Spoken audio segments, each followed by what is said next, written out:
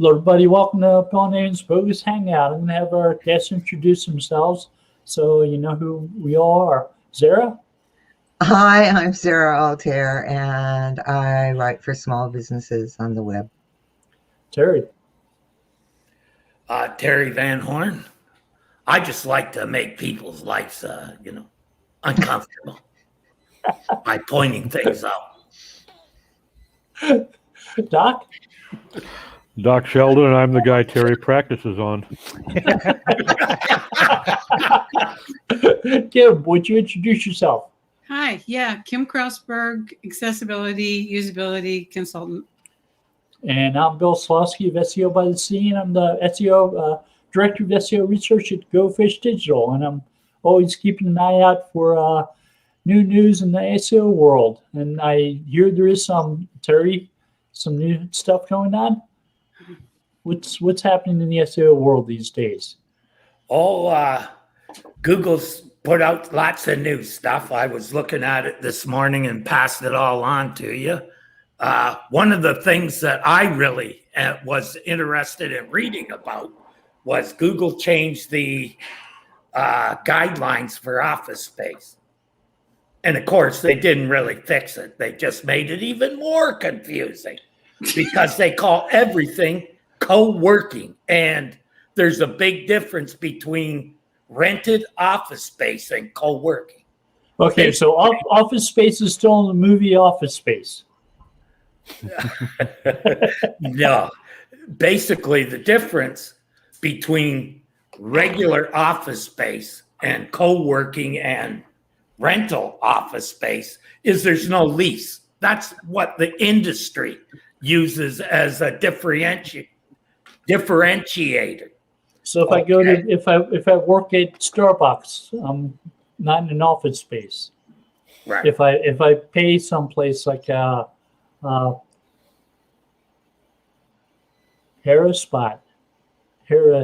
something, it's a rental office, it's a leased office, there's some type of legal relationship between me and it. That is technically an office space. Right. But there's lots now that this started in probably the 70s where businesses would use a person would go rent a whole bunch of office space and then sublease it basically, or rent it out on a monthly basis. And I've seen the owners of the places refer to that as business as a service. Right. And as location as a service, that is. Right. And co-working is basically the same. But the big difference is when you say co-working in the guidelines instead of rented office space, most co-working doesn't even have single offices in it. It's the herd mentality there where they all just sit around tables and bug the shit out of one another. Or maybe a pile of desks that you can get access to whatever desk is available when you walk in that day. Yeah. Yeah. But it's still potentially work from home in some cases for some people. Well, yeah. To me, right, I don't understand some of these guidelines because I know lots of women that don't want to put their address out on the internet, even if they own a business. So they go to a business center. That's what I'm referring to as rented office space are also quite well known as business centers. Okay, so there's business center and then co-working. Co-working generally has very little office space for rent. Most of it is the tables with 10 people sitting around them, lots of open space. And another differentiator is they're supposed to be providing seminars and helping people get their business started. And it's supposed to help with collaboration. But in my experience, even at a business center, you get two business people together, they're going to collaborate and exchange ideas. That's just in the makeup of an entrepreneur. So I think they still didn't get it right. Well, isn't one of their biggest criteria, Terry, the fact that to qualify, one of the things you have to have is a phone that is dedicated to your business that's answered by someone at the location. That's the way I understood it. People are supposed to be able to go to the location and see it, not phone. No, but I mean, that was one of the criteria because, because they can tell if a phone number is a cell number, okay? And what I have heard is they're negating the use of a cell number as a business phone. And if it's a receptionist at a business center, it's all tell me just a plumber answering the that phone isn't using his cell phone for his business number. Name a plumber that isn't. Right. Well, I'm not arguing that. I'm not No, saying it's right. I know you're not arguing with me, Doc. I'm just I'm just saying that's what I understand. Qualifying, if they determine that number, that they're denying you, they're calling you out of compliance right off the bat alone. Is that correct? Well, they could, yeah, I guess. They can call anything out of compliance. I'm just saying they keep trying to make this guideline better, and it just gets worse. It gets more confusing, right? Because at the business center I was at, you actually got your own phone number. Yeah. Right? And at that place, you were actually assigned an office that you could put a sign on the door. Right?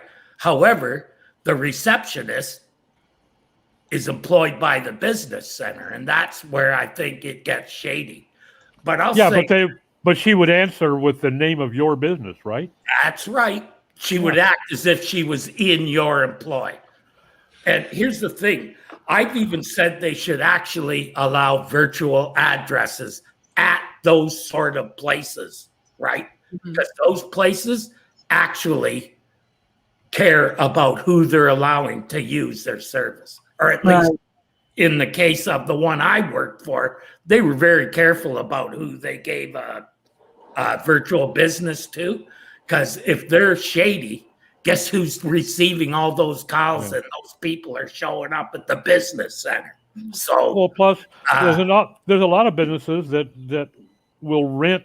I shouldn't say a lot. Some businesses will rent a space like that, and they'll list themselves as by appointment only. So they can meet you, but you set up an appointment. You come in there at 2:00 on Tuesday, and they're waiting for you. Okay, right. And that to me, that should be a perfectly. We'll have meeting rooms usually too. So yeah, that should be perfectly legitimate in my opinion. Right, it's more legitimate. Here's the other thing. While I was in that business, I realized that for a startup company that may be moving around a lot, having a virtual business mailing address and someone receiving your calls, basically what they call a virtual business, is better for that business because they can move wherever they want and their phone number never changes and their mail address never changes.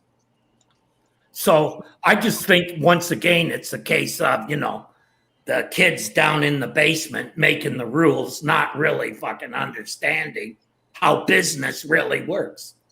Well, that's like I've had my number for like a decade. Is this why Eric Schmidt went to work for Google? Went what? Is this why Eric Schmidt went to work for Google? Because he was an adult in the room? They were afraid to let Larry and Sergey run Google as a search engine? Could be. Wanted someone older with more experience. Right. Well, like GMB will not accept my VoIP number. I've had it for like 10 years for that very reason, because and they will not accept it. They detect it as a VoIP. They make assumptions about businesses, in my opinion, that just aren't fair. Right. I relocated my office, and they put a sign on my knowledge panel that said this office is closed. I moved 5 miles down the street. I gave them a new address, and they're saying on the web that I'm closed. That's not real helpful to anybody. Not at all. Yeah, not really understanding and being too narrow in their, scope. Offices move. It happens. quite often for a startup. Like how many different places do you think a startup is Yeah. in before they actually finish? I mean, Google started in a basement and now it has hundreds of thousands of employees. They started in the basement. Garage, excuse me. I knew they were in a garage. I knew they were in a trailer before that. Oh, really? A trailer? They were in a trailer filled with pizza boxes, and they had a server that was built out of Legos. Sounds So does legit. that mean every time a business like a startup changes its physical address, even though everything else remains the same, that they have to close their Google My Business listing and start a new one? They shouldn't No. have to close it. Too. No, They shouldn't have to do edit it. that. They should be able, What they unless do they move towns or something, but that They- changing the physical address should just be an update.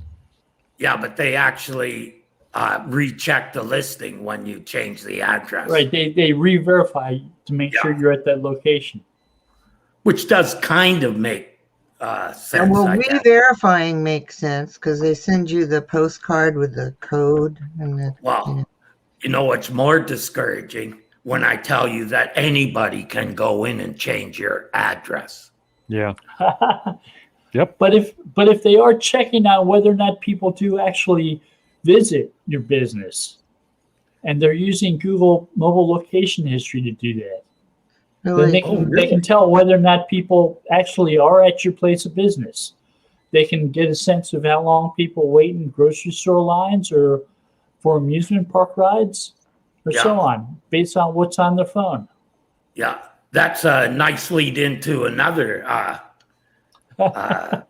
thing, is that Google is now verifying the price on the website to what's in their the feed for my business, product feed.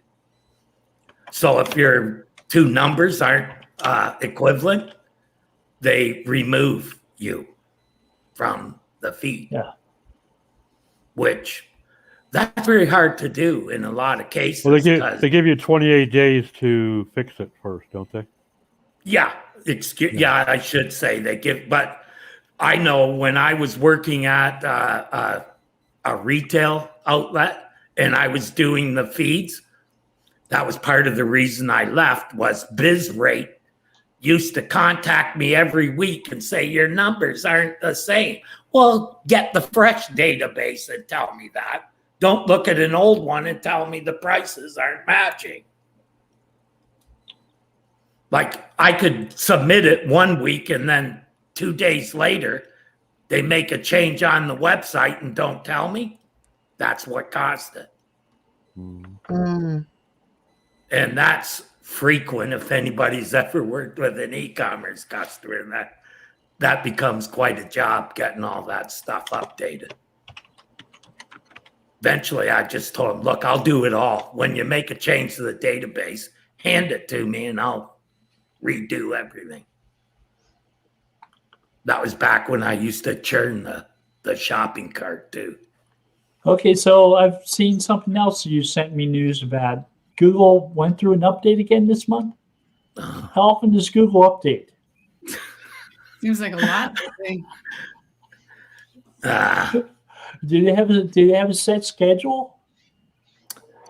I personally, I think it's where he goes to get the information. You know, Webmaster Forums isn't exactly the place I would go to get information about updates. I mean, is this like when Danny Sullivan wakes up one morning and decides today's a good day for an update? Yeah, it looks like a good day. Let's do it today. Haven't pissed anyone off in a while. We might as well go for it. Hey, since you mentioned Danny, let me inject something here for another Danny. For anybody who wants to go congratulate him. Danny Goodwin had a child born this morning. Oh, wow. So if you want to pat him on the back. Miracle June. Hmm. Miracle? Miracle June is her name, yeah.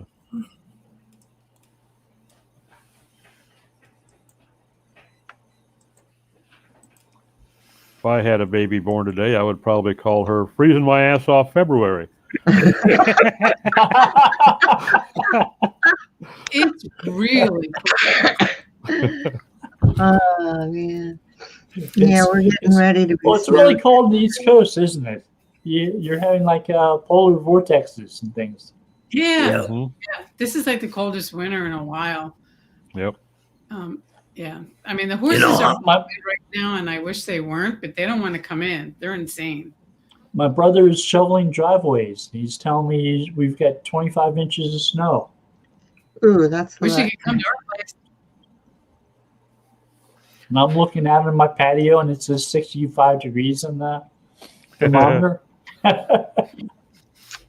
I have a question for Kim in Uh-oh. regards to accessibility. I was doing the Google Lighthouse thing, and one of the things under accessibility was they said my foreground and background were not contrast enough. Yep, that's What? common. I mean, if a guy's blind, is he really going to know the difference? If he can't hear, does it really matter? I don't get that. Yeah, no, there's actually color contrast measurements, not for blind people, but for visually impaired. In fact, I'm one of the people that matters to. I have to change my settings all the time if the color contrasts on a website are bad or don't Okay. trust. I And- literally cannot read what's But on there. And there background- should be set settings for Windows and Apple, right? Default settings that you don't have to normally change in most cases because they're sufficient in terms of contrast. You're not allowed to override what somebody like people change the settings all the time. That's why there's accessibility settings on the. Well, it's like Windows and Apple have default fonts. Yeah. Right. And if you choose one of those as your fonts, you don't have to provide a special name for it. You don't need a special Google font download or anything like that. It should be standard for that type of device you're using. Yeah, but on the website, On a website, by default, you should get some type of setting that automatically provides enough contrast, unless you change something. But that doesn't happen. No. But what doesn't happen? The anything that automatically adjusts, like A Windows monitor should automatically adjust. It should automatically give you sufficient contrast.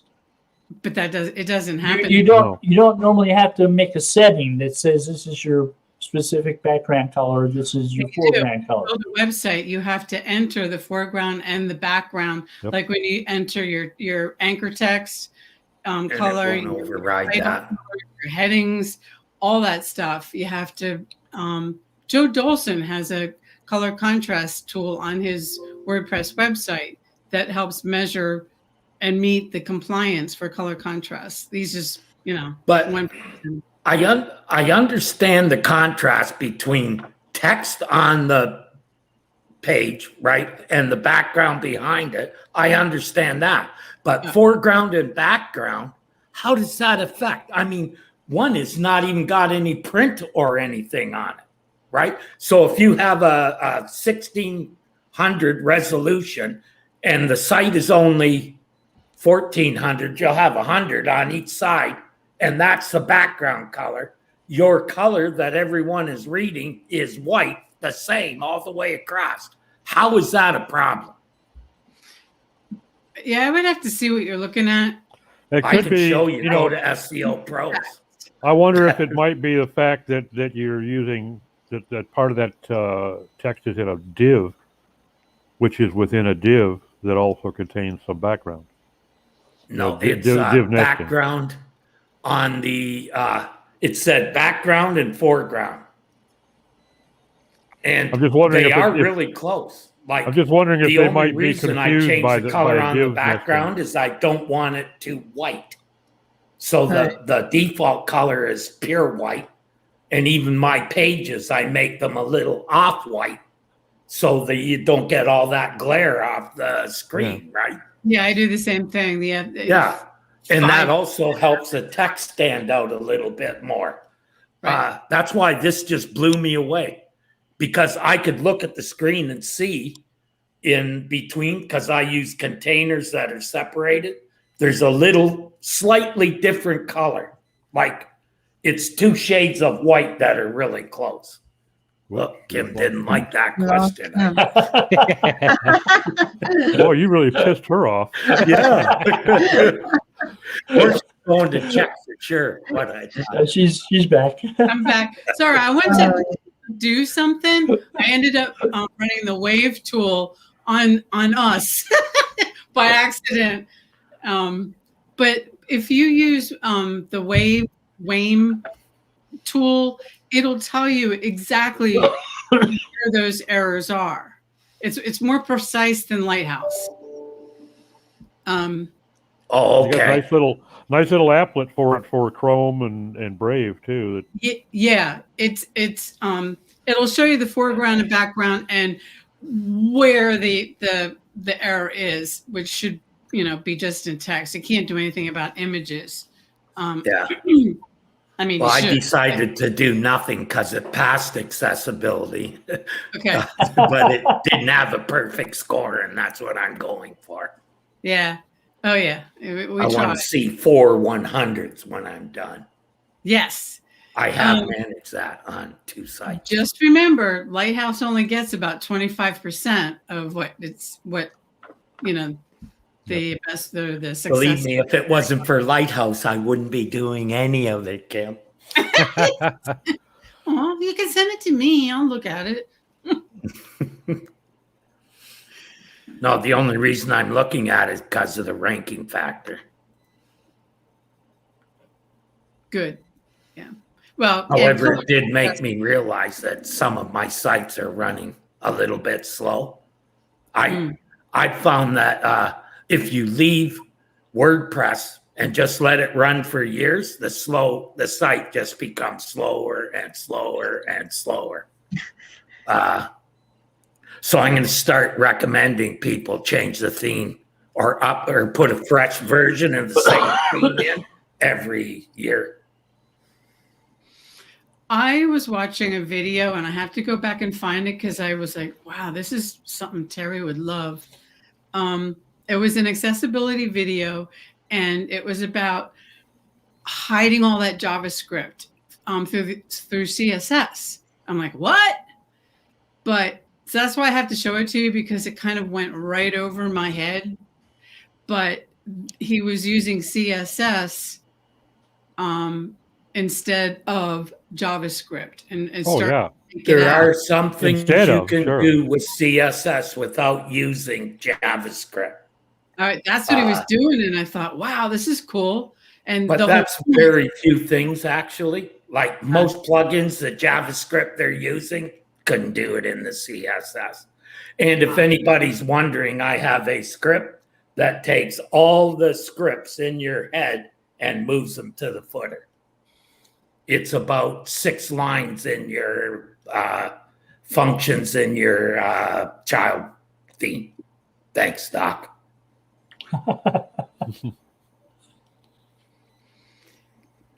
Yeah.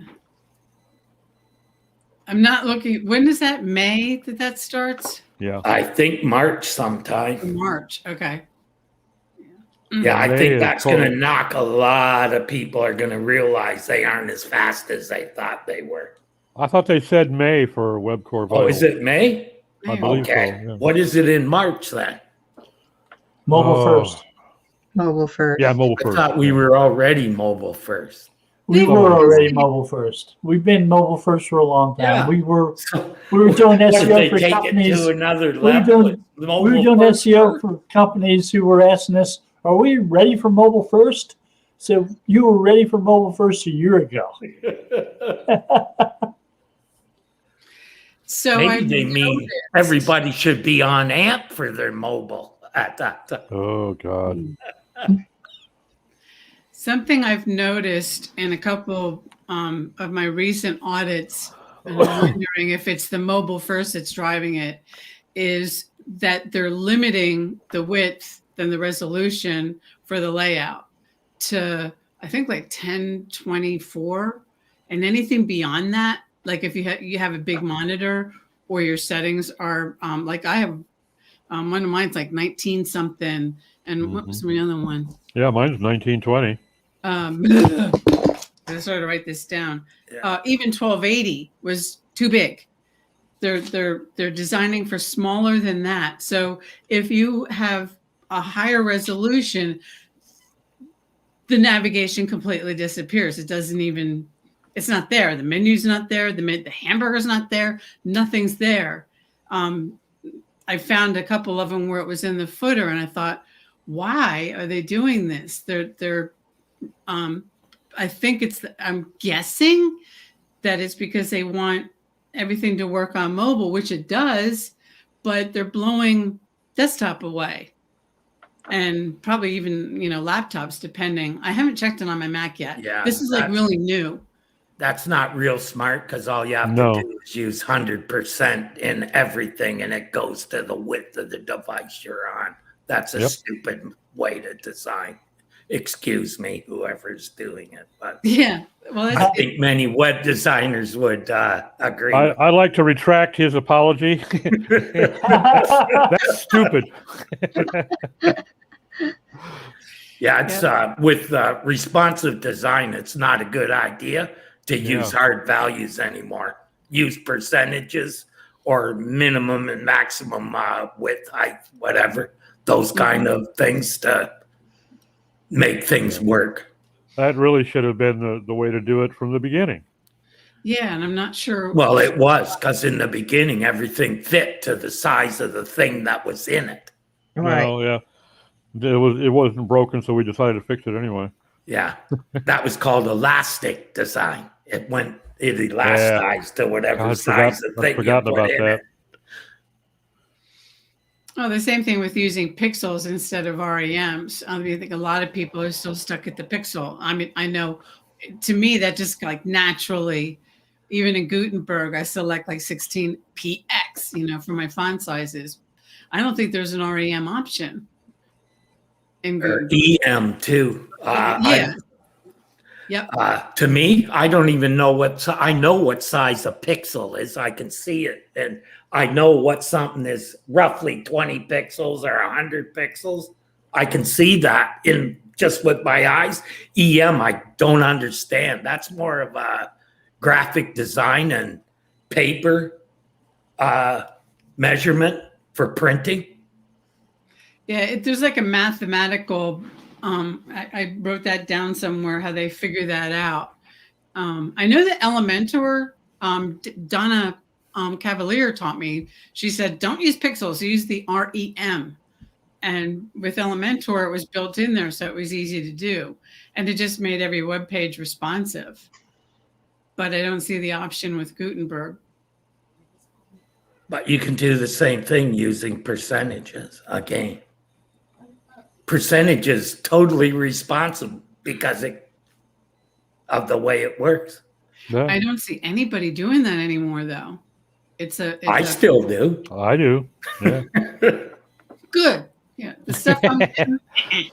Now, don't get pissed off and hang up on us again, Kim. Yeah. I'm going to run some tools on you guys. Yeah. Boy, it's a lot to keep up with. Yeah, it's insane. I guess I've been doing it long enough. It just accumulates. I add new stuff and take the old stuff out, because I only got so much room. Yeah, Bill, your article, of course, it goes right over my head. The one that you just went out on Go Fish. On user-generated content. That one, yeah. Anything that says user-generated, it's I'm gonna run and see what it says. So you are a good writer. You take a complicated topic and, it's amazing. Yep. Good article. And it wasn't too long either. I've got another one I'm working on. It's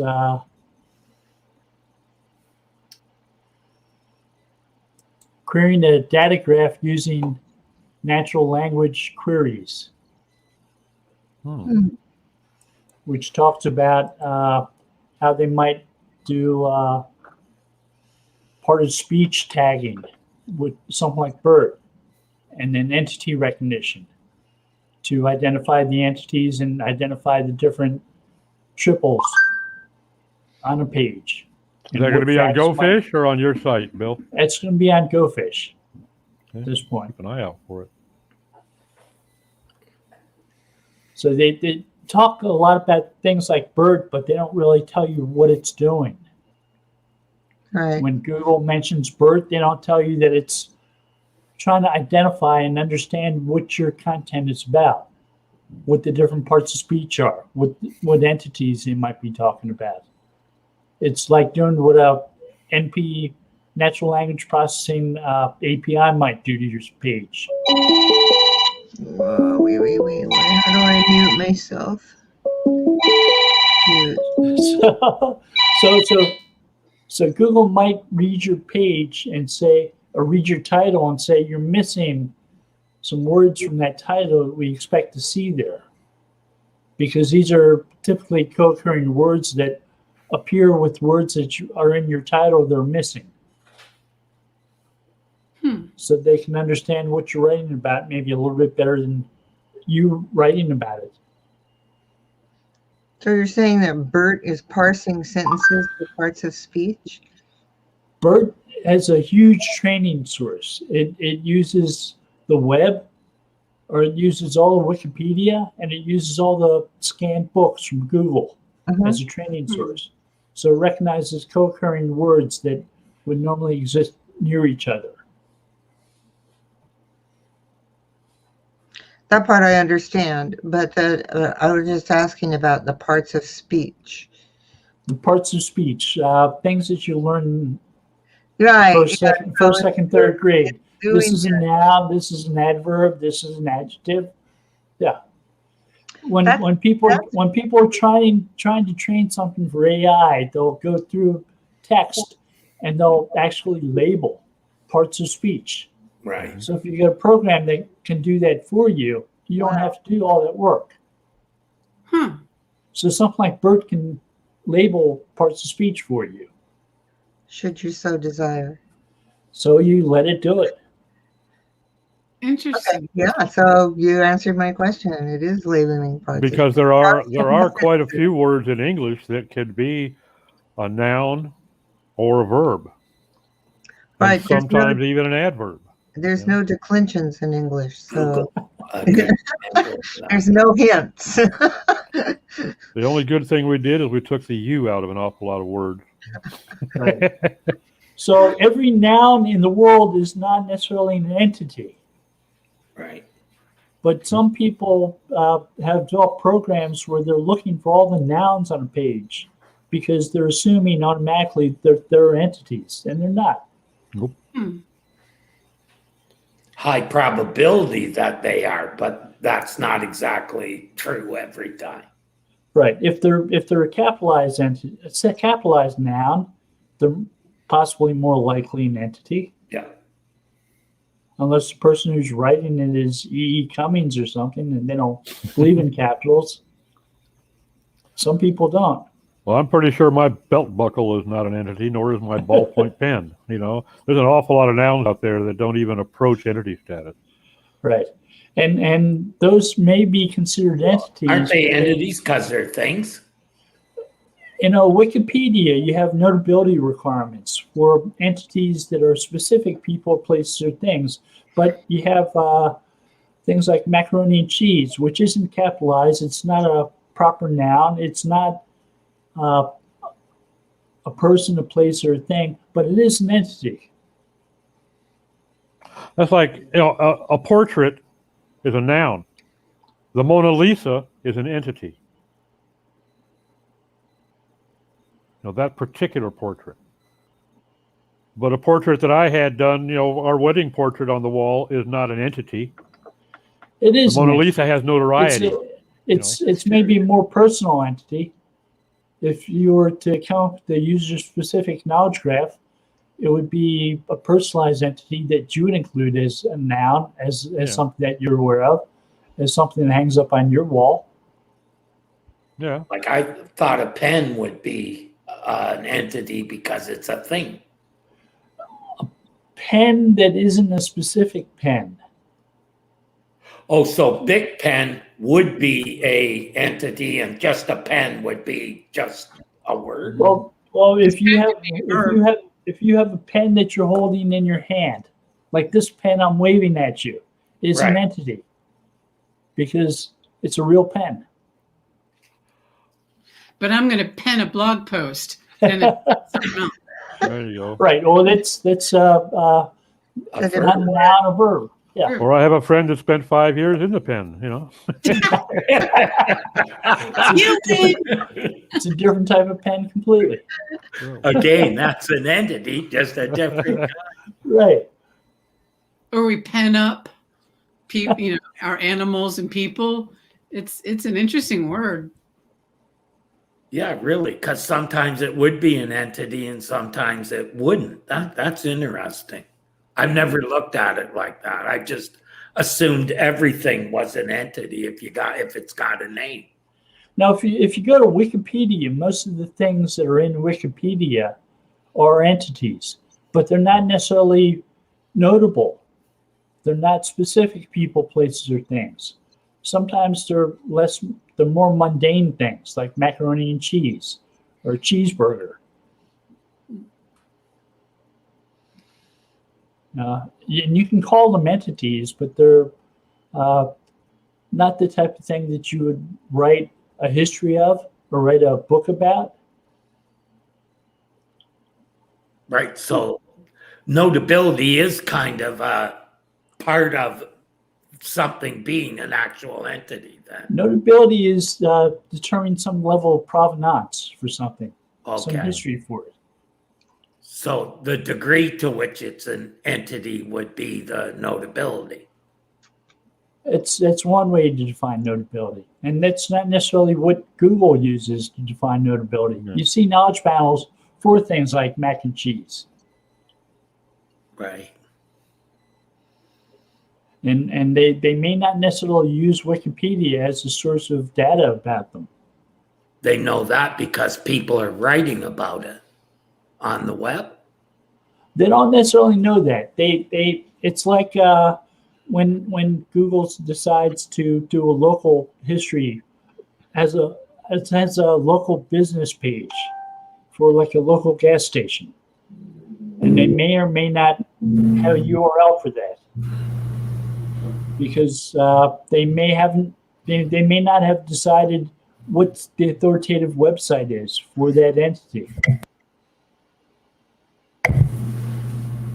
They'll look and try to find links that point to the page, that are about the page, and look at what type of anchor text might be used in that link.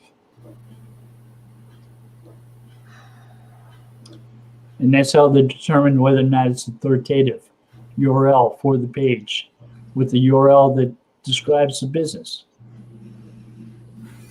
Wow. So, but Machine then, learning is then fun. in search, you're doing things over and above and beyond business entities. So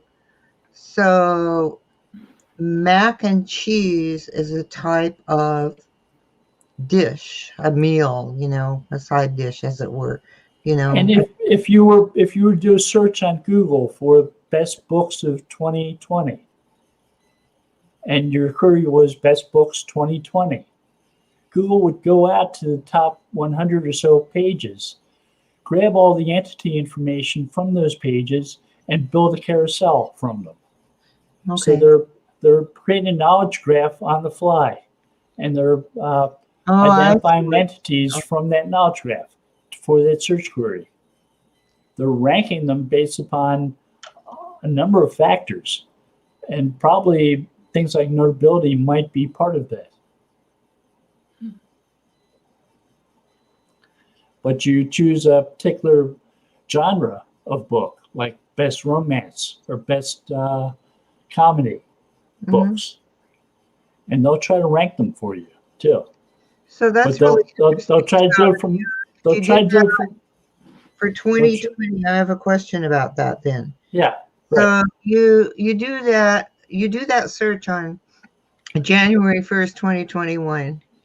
Best romance books of 2020, right? Right. And then you do it again on February 9th, 2021. Best romance books of 2020. Right. That list going to change? If you change Because the there are year, probably more if- mentions if you between. change the year, but since you didn't change the year, since you used 2020 for both of them, the results probably wouldn't change. Okay, probably. All right. But if you do that search and you go 2020 first and then 2021 for the second one, they might decide there aren't enough results for the 2021 Right. and just show you some pages that match your query instead of building a knowledge graph. Oh, I see. Okay. All right. So they just show you a page instead of building the knowledge graph. Right. Okay, that's really interesting. Because there are people who are writing pages that are like best comedy books Right. from January 2020. Best And comedy library books from books. February 2020.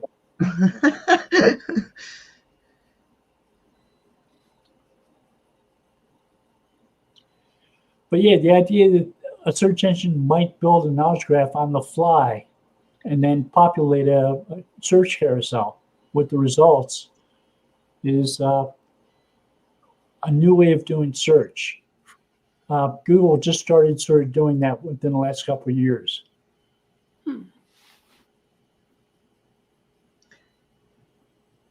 So you get your own. How personalized are those results then? Yeah, that's where my brain was going. It's possible for them to be more personalized, but it depends on what your search history is as to what they might create for you. It depends on how much access you allow it to have. Do you normally search for things in your Gmail? Do you use Gmail? Because Google will search Gmail for you. If you like book plane flights using Gmail and you've got airport locations in your Gmail, stuff like that, Google will search through your Gmail if you have a question about your flight to Utah.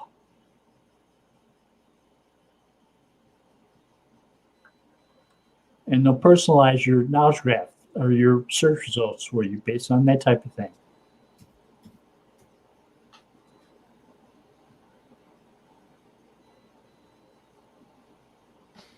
Now, they won't just use search history. Sometimes they'll use personalized results, like your Gmail type stuff.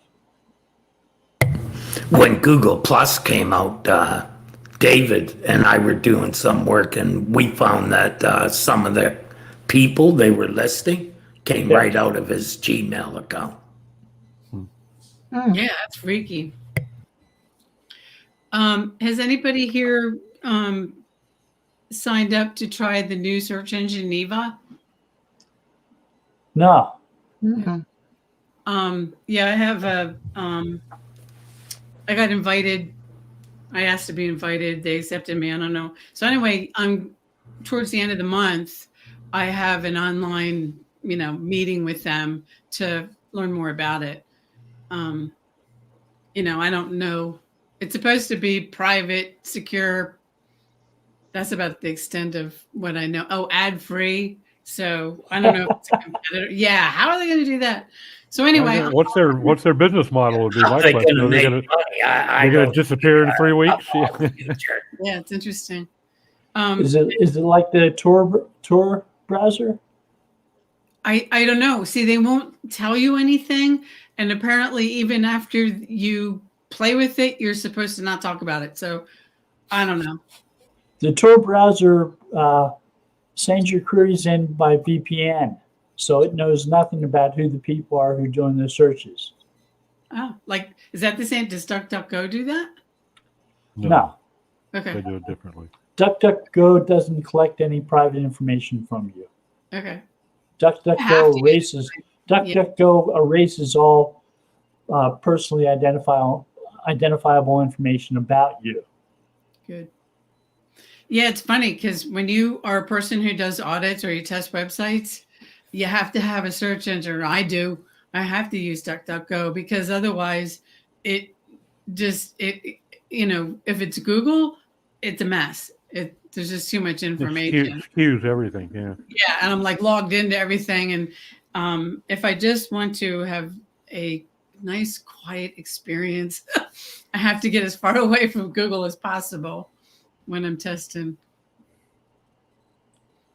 Because Google remembers everywhere I've went. And it always kind of cracks me up what they must think of me. Because I test a lot of sites from all kinds of, whatever. And, if it would ever like try to put together a picture of who they think you are based on your search, that would be weird. And I can see Bill's brain going. No, there was a science fiction author in San Diego area who was a mathematician before he started writing science fiction. His name is Werner Vinge, and he writes about Google in 5 or 10 years. Mm.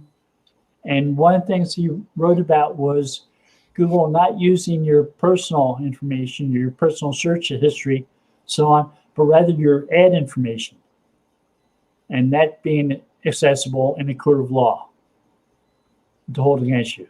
Wow. Wow.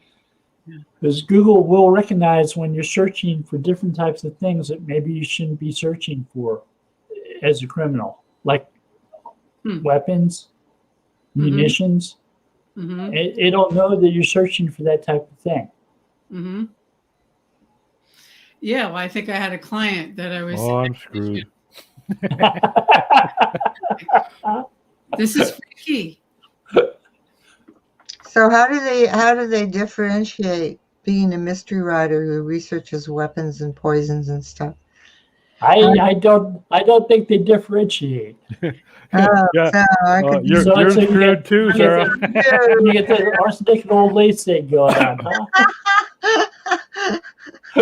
I just kind of ping it on the fact that after all my research when I was writing Didushka about weapons and the Right. layout, the floor plan of the Kremlin and all this stuff, I must be on a whole bunch of watch lists.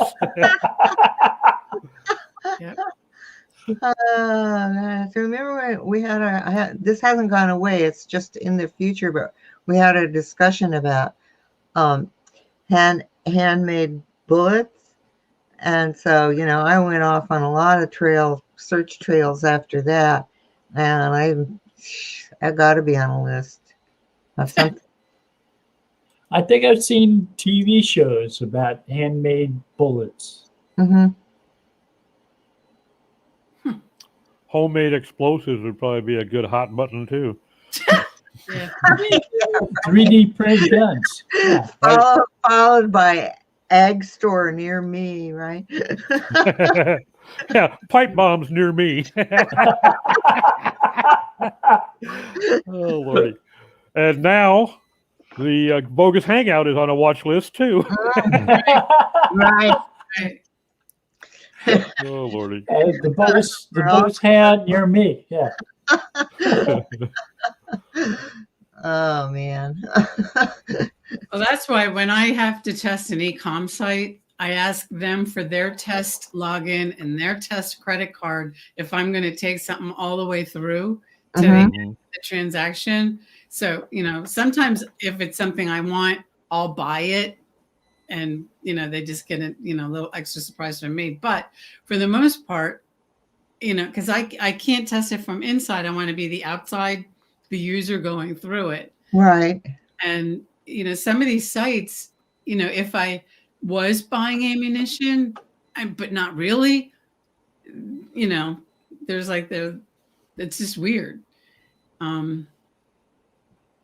I've tested a lot of sites. I mean, one of them was like car washing products. That was fun, actually. I bought some of their stuff.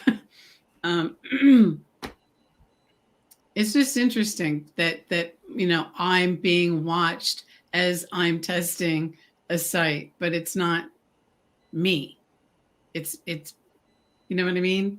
It's weird. I do know what you mean. I did a long search of different small businesses. This was probably 2 years ago now. And I still get follow-up stuff like from Yelp. It'll be like J&D Roofing in New York wants your business. And, and I'm like, no, but that those searches follow you for a long time. Mm-hmm. And the shopping carts where you enter something in there and then you leave and they're like, wait, come back. You forgot you put this thing in there. We'll give you an extra 15%. Yeah. And we'll throw in this for just X more, Right. Get an email in a week or two that says, you remember that shopping cart? It's been so common that actually what I do, if I am going to deliberately look for something that I intend to buy, I will leave it in the cart and bail on the site and wait for the email giving me the extra 10 or 15% discount. Ooh, good idea. And at least half the time I'll get it. Wow, that's amazing, Doc. Did I ever tell you about the client I had that their setup was if you started to go through the process of connecting with them, you had to give them your phone number. And if the people left, they got a phone call. They had a call center right there. They got a phone call when they left the website. Yes. Never do business with you ever. No. Yes. Yeah. And I was their web person. I was redesigning their websites and I kept saying, you can't do that. Oh yeah, we can. That's our biggest moneymaker. Yeah. We used to argue about it all the time. Oh, wow. That would, I would never do business with a business that did that just on principle. No. Yeah. It was crazy. They bought links too. So, whatever. Mm-hmm.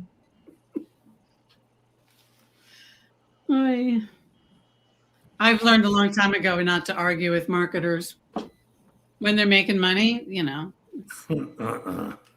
They don't care. As long as it's working. Right. If it ain't broken, don't fix it. Yep. Yeah, it's pretty funny. Was that really their biggest moneymaker? Yes. Oh yeah. Wow. Yeah. Their call center people were good. I bet. They were really good because I had to listen to that all day. They could sell you anything once they had that phone number. Yep. Wow. I would tell you what the product was, but I'm not. I don't want to get him. No, you don't need to do that. It's just that in principle, I would be irate. Yeah. I'm not very good with phone. Principles are foreign to them. Yeah, I'm pretty boring. Well, that's why I would always say. Oh, you weren't here, but those handmade bullet searches and things like that, and Well, people will do that. They'll ask for a phone number for an email subscription to a newsletter, and I'm like, huh? Big abandonment thing right there, and I'm like, they're not thinking.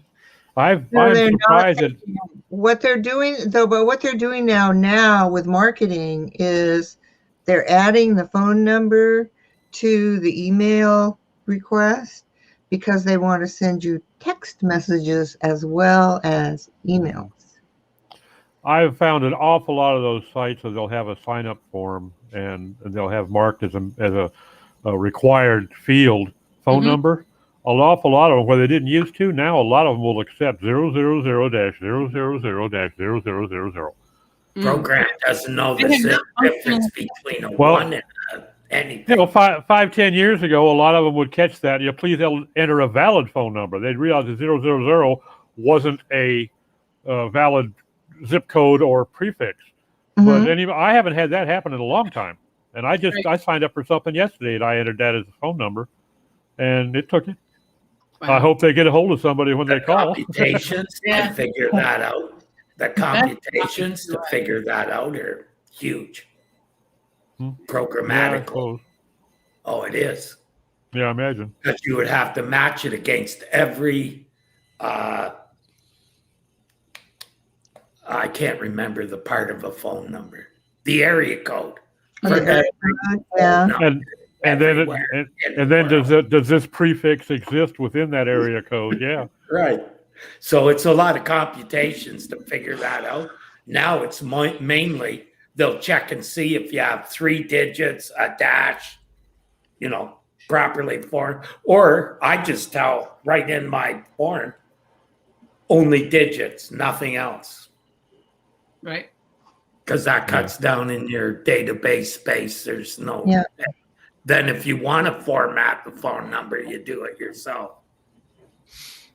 Yeah, I used to in QA test the zip code against the state, stuff like that, because it was just so easy to put in bogus information and, make sure that the JavaScript or something was happening in the back to make sure it was accurate. Yeah, but if they were giving you fake and you caught it, they probably just walked away from the form. Yeah. But a lot of these companies, they don't even do their own QA. It's weird. Like, why wouldn't you? But anyway. Yeah. For me, I always like forms that have very little information and you have to call. In other words, you give your phone number and then when it comes in, they call you. When I was doing payday loans, that's how we got most of our business, because you could fill out the form in 30 seconds. And then they qualified people on the phone. Mm-hmm. You should see, like some payday loan companies online, take you 15 minutes to fill out the form. Yeah. And then you submit it and they say, oh, you don't qualify. Mm. So we got a lot of business that way. Yeah, I guess anything goes, because there's a lot of PDF downloads where you don't get it unless you give them your phone number. I'm like, that happens a lot. That means they got a good telephone salesman. You might not want to do that. Mm-hmm. They don't give up. That's the worst. Yeah. Kind of like the Google people that say they're from Google and keep people who say they're from Google. Yeah. I was screaming at one today. This is the third effing time you called this week. I told you all my accounts are already verified. Why do you keep calling? He tried to say something. I just hung up. But I was literally screaming at the guy. Quit effing calling. But I get a lot of. They say they're affiliated with Google, but if you ask them directly, are you part of Google? They have to say no, because Google found out and started hassling the companies that were lying to you, basically. Well, everybody in this room is affiliated with Google if you want to get a little loose in your translation, Right.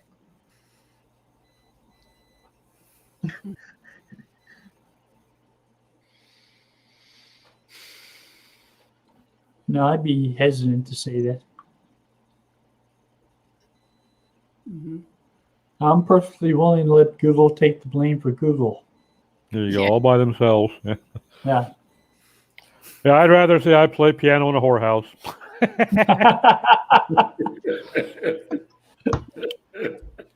So I may have written about that patent, but that doesn't mean I wrote the patent. If you argue with anybody, I've got a link to the patent and the names of the authors. You can contact them and have at it. Argue with them. Yeah. I learned that early. This is one of the very first patents I wrote about. Somebody started complaining to me about they didn't like the patent. I said, you know what? I didn't write the patent either. I don't like it myself. If you want, we can contact the author and you can complain to them. They didn't want to do that.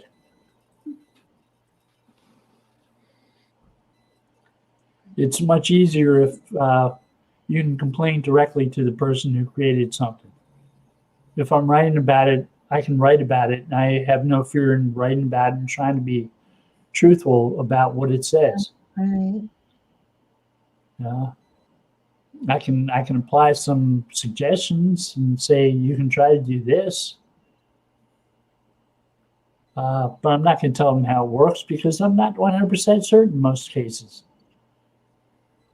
So I wasn't a computer science major. I didn't specialize in learning about how algorithms work. I've read a few thousand, but I've just read them.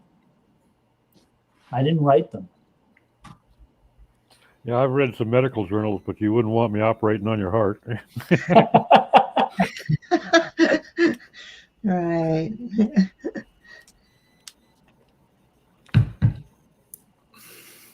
That riddle that I put on Twitter, I don't know if you remember it, Bill. You would be the only one here. I think that might have seen it a couple of days ago. It was sort of inspired from our last hangout. Yeah. And I had put a riddle up there about, these go into a bar, which bartender, who would the bartender serve first? Oh, yeah. That one. So that's the what my article for Search Engine Journal is about tomorrow. Oh. And it was interesting because John Moo jumped on it and actually figured out what it was that I was kind of thinking about when I wrote the riddle. And so anyway, yeah, I'm curious to see if any of that stuff, is communicated well in the article tomorrow. Resonate. That riddle. Well, I have to check it out and see when it comes out tomorrow. Yeah.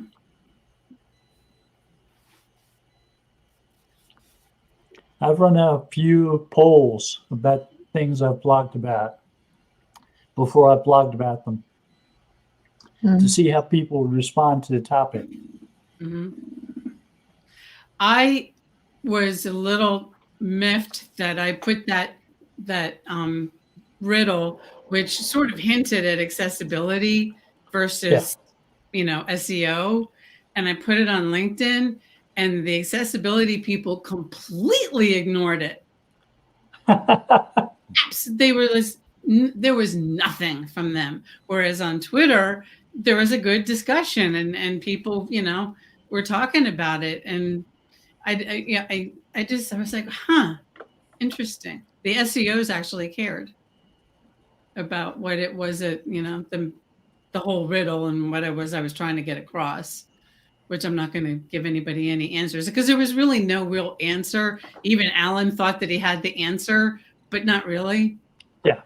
So there was more like a, think about this.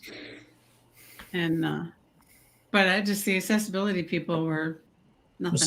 Some people are so fixated with SEO that when they see something on EAT, which is the user guidelines and human evaluations of web pages, they're not necessarily exactly one-on-one correlated with ranking signals or with anything Google might use. And some people are so fixated on that lack of correlation between the two that they never give an adequate answer. There's some things I've pointed people to, like there's a Stanford Web Credibility Guidelines from 2003, which are really useful in terms of telling somebody something about you and having them believe in you as a person, as a human being, as somebody who maybe has won some awards or has practiced business for a number of years, and make them feel more confident, more like you're more credible to them, like you're somebody they'd want to do business with. And just doing that, creating that impression that you're somebody they want to do business with is a positive thing. Right. I don't care about rankings. just let people feel positive about you as a business person. Yeah. Maybe you need to write about them again. Those guidelines have been around forever. Well, they're from Stanford University, where Brendan Page both went to school. So the guy who wrote them was a graduate student the same time they were at the same university. Probably shared a number of the same classes. Because he was a cognitive psychiatrist, but he was also taking computer classes like they were. Yeah. Speaking of which, Doc, did you show Bill that video that you sent me that I watched? Vint, whatever. Vint the one on Vint. So did you get a chance to look at that, Bill? I didn't get to look at it. No. It's good. well worth it. The guy is very entertaining and interesting and engaging. Definitely worth watching. Yeah. And he goes through the history of the internet, like way back. And I was like, yeah. And it was just so cool to see him progress up and the people who invented the stuff that we use now. It was and really like Bill, he was remembering dates right and left, you know. Back in November of 1973, you know. So yes. he knew people like Ted Nelson, who started the Xanadu Project. Oh. Yeah, you have to watch it. It was fun. He's a very entertaining speaker. And I was really pleased that the moderator just totally gave him his head. Yeah, definitely. Introduced him and then backed off and shut up, and he couldn't have been more entertaining. That was good stuff. Sometimes that's the best way to go. For a video, it usually helps. That or a dancing poodle. Cats. We're Dancing cats. We're past the hour, everybody. So the call today, I think, I'm afraid. Thank you all for joining me. Good to see Have a everybody. good week. Thanks for reminding me. Take care now. Here. Thank you. Bye now.